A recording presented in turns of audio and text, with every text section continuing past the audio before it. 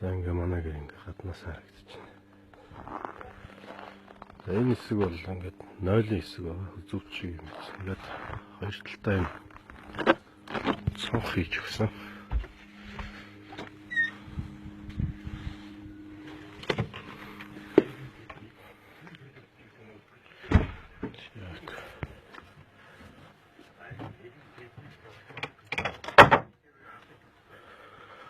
За ингээд шалны халаалттай.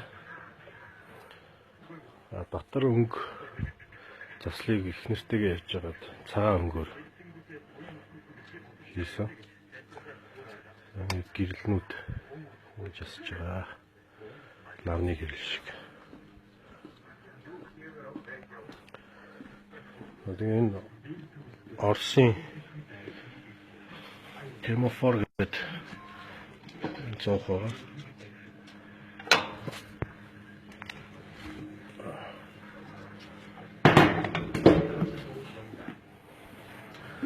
Ингээ манайх нохоод хийж өгдөг. Нохоондоо ингээд ийм ор хийж өгсөн. Ингээд голдит. За ингээд ерөнхийдөө гэрээр орж ирээд гэрийн баруун хэсэг болвол одоо яг айлын хэсэг гэдэг учраас манайх одоо энд ингээ ороо тавиад галтгоогоо ингээ сөвлөж өгсөн байгаа.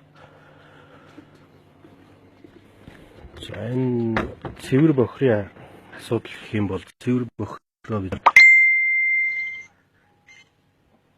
одоо гэж энэ гэрээс гараад гэрийн гадаа том юм гэдэг нэг 2-3 удаа ч юм уу 2 удаа л моосны маш ирээд соролцдог гэсэн одоо юутайгаар шийдсэн. Энэ болохоор манай халаалт байгаа. Одоогоор болохоор 40-50 дээр байна. 45 дээр байна. 45 дээр хоноход бол гал асах ямар ч шаардлагагүй. Өдөртөө бол 30 дээр багт хангалттай байдаг. Ерөөсөө энэ халаалт ямар учиртай вэ гэхээр за тэнд нэг өдөрлөг нь байгаа. Тэнд нэг өдөрлөг нь байгаа. Энэ гэрийг ингээд ерөөсөө 3 хуваасан гэсэн үг. Тэнд байгаа өдөрлөг одоо энэ хэсгийг ингээд халаадаг. Энэ болохоор ингээд ерөөсөө бөөрөнгийн биш ингээд дөрвөлжин баггүй. Дөрвөлжин тэгээ 3 хуваагаад халаадаг. За ингээ гаднаас харуулхад энэ дөрвөлжин юм байсан. Тэр чинь одоо юу байгаа л да. Ингээ манай 0 байгаа. За энэ 0 бол гүдэг хаалгатай. Ямар нэг үнэр танар байхгүй. Энэ гэрийн зохион байгуулалт гэх юм бол одоо энэ бүдүүн багнууд байгаа 8 том юм каказан багна.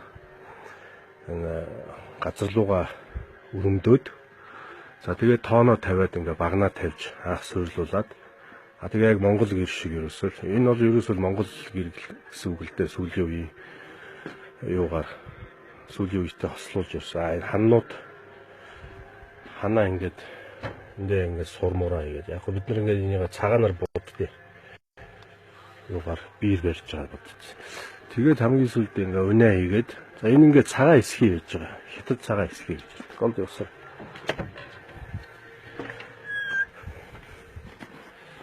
За энэ бол ингээд бирзент хамгийн гад бирзент давуугаар шийдвэр бирзент төрөөс. Энэний дотор дахиад энэ шиг бирзент байгаа. Тэгээд нэхээсгүй идэллийн ийм хоёр зузаан эсхий хийж байгаа. За тэгээд энэ дотор байгаа энэ цагаан хятад цагаан эсхий гэсэн ингээд 5 давхар. Бирзент бол салхи шороо уснаас хамгаалах зорилттой. Нөгөө нэг 2 давхар эсхий маань бол дулаалга. Энэ бол яг хуу бас нэмэртэй л дээ. Тэгтээ бас нөгөө нэг цагаан талаас нь гэж цав цагаан эсхий бат хэрэг болсон учраас тэгэл. За энэ ингээд ийм гоё гэрэл хийж өгсөн байгаа баган дээр. За гэрэлнүүд бол ингэж аснаа. Нарны одоо цацрах шиг. За тоон гэх юм бол тоонны хамгийн тэр дээдлийн одоо бөмбөг шилийг бол урд 90-нд захиалж хийлэгдэг. За нэг сар 45 орчим захиалсны дараа 45 хоногийн дараа орж ирнэ. Энийг энэ шилнүүд бас нэг юм хэлбэр нь бас нэг жоох өөр байгаа. Энэ шилнүүдийг болохоор шилэн хийцэлүүд тэрэн дээр. За тэгээ хамгийн дээдлийн цонх маань бол онгоо. Эндээс ингээд тороос явуулаад тэрэн дээр нэг чинь. За би онгоолж үзье. За ингэж онгоолж. За ингэ дээш. За ингэж онгоолгочоод харин хаалгаа онгоолгоход бол Монгол гэрт хамгийн давуу тал гэх юм уу? Одоо агаарын солилцол маш сайн явагддаг.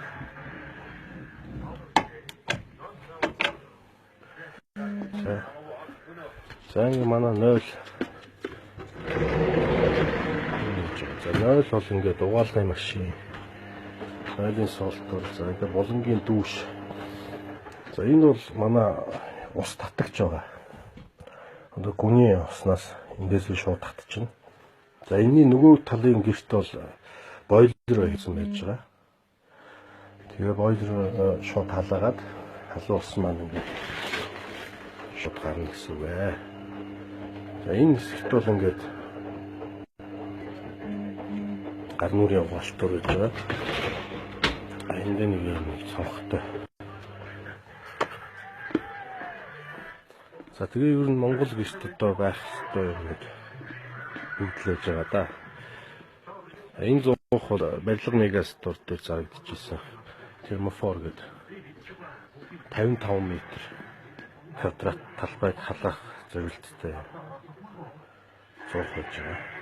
Аа ингээ манай нохооны ор манайхан дэж нохоотой учраас эндээ ингээд нохооныхоо хоолсыг хийгээд өгчнө. За хөшгөө бол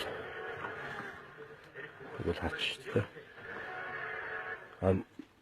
Хөшгөө хаасныхаа дараа энэ том цонхтой учраас бас энд цонхон дээр юу суугаад байж магадгүй.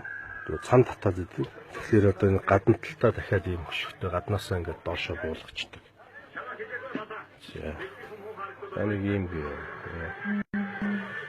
За баярлалаа.